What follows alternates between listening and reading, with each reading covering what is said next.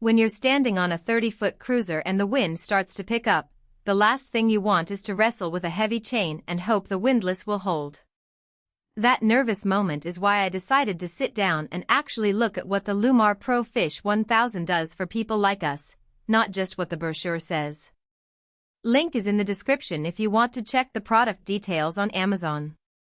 In the next few minutes I'll walk through the real-world setup, the day-to-day usability, the hidden trade-offs, and who should really consider this kit versus who would be better off putting the money somewhere else.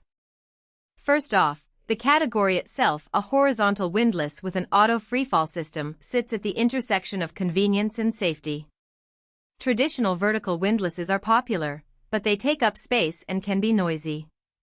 A horizontal unit like the Pro Fish 1000 is meant to sit low in the cockpit, keep the deck clear, and let the motor pull the chain in and out without you having to crank anything.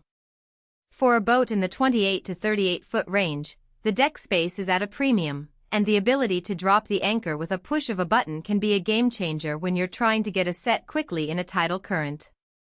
The auto freefall part means the chain releases under its own weight until the anchor hits the bottom, then the motor kicks in to pull the chain taut.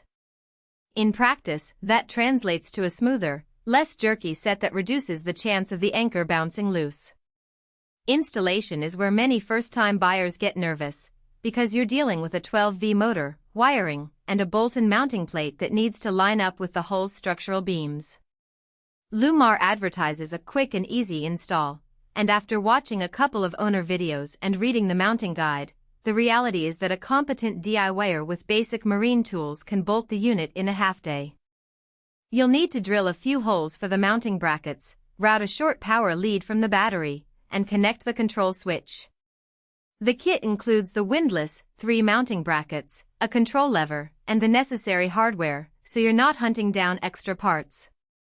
The only thing that can trip you up is making sure the deck opening is sized for the 5/16 inch CHG4 chain you plan to use. The unit is built around that chain size, so if you have a 7/16 or a different specification, you'll have to switch chains or look for a different windlass. Now let's talk about what actually happens when you drop anchor on a typical weekend cruise.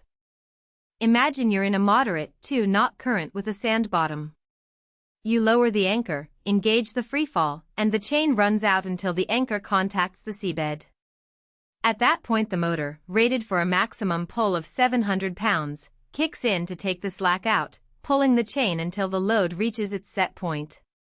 For a 30-foot boat, that pull rating is more than sufficient. Most anchoring loads in those conditions stay well under 500 pounds. The motor's 12V power draw is modest, so you won't notice a significant drain on your house battery unless you're anchoring repeatedly over the course of a day.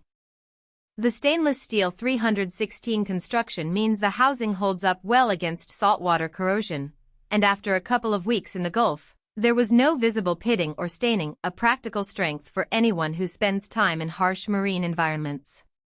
That said, the Pro Fish 1000 isn't a universal solution. The biggest practical weakness is its commitment to the 5/16 inch CHG4 chain. If your boat already carries a larger chain for heavier anchoring, you'd have to replace it, which adds cost and extra weight.